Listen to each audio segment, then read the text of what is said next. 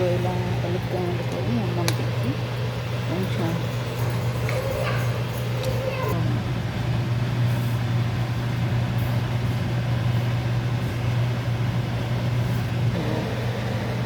పెట్టండి. ఫస్ట్ ఇంకా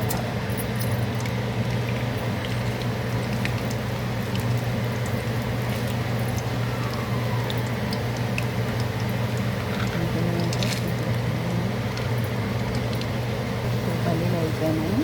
తర్వాత మిరపకాయలు వేగాక కూడా కొన్ని పచ్చిమిరపకాయలు, శనగపప్పు, మినప్పప్పు ఉంటే కరివేపాకు, కొంచెం ఇంగువ యాడ్ చేసుకోండి. సో నా దగ్గర ప్రస్తుతానికి లేదు కాబట్టి కరివేపాకు ఇంగువ యాడ్ చేయట్లేదు. దీంట్లో కలర్ కోసం పసుపు యాడ్ చేసుకోండి. ఒక పావు స్పూన్ పసుపు యాడ్ చేశాక స్టవ్ మీద నుంచి దింపి పక్కన పెట్టుకోండి, లేకపోతే మాడిపోతుంది. ముందుగా చల్లార్చి పెట్టుకున్న అన్నంలో నిమ్మరసం వేసేసి కలుపుకోవాలి. సో మనం ముందుగా వేయించి పెట్టుకున్న తాలింపుని ఇప్పుడు అన్నానికి కలిపేసుకోవాలి. సో ఇది నేను కలిపి మళ్ళీ చూపిస్తాను.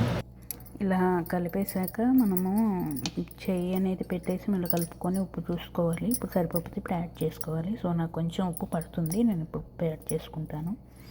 ఓకే, సో నాకు వచ్చి ఈ మాత్రం ఉప్పు పడుతుంది, నేను అలా ఉప్పు యాడ్ చేశాను. ఫైనల్గా వేడి పులిహోర రెడీ అయిపోయింది. ఇప్పుడు టేస్ట్ చూద్దాము. ఓకేనా, నేను చేశానని కాదు కానీ చాలా బాగుంది ఫ్రెండ్స్ పులిహోర. మీరు కూడా ఇలా ట్రై చేయండి, చాలా బాగుంటుంది. సూపర్ వచ్చింది పులిహోర. Thank you friend, thank you for watching. Please subscribe చేసుకోండి హిందూ USA వ్లాగ్స్ని. Thank you for watching.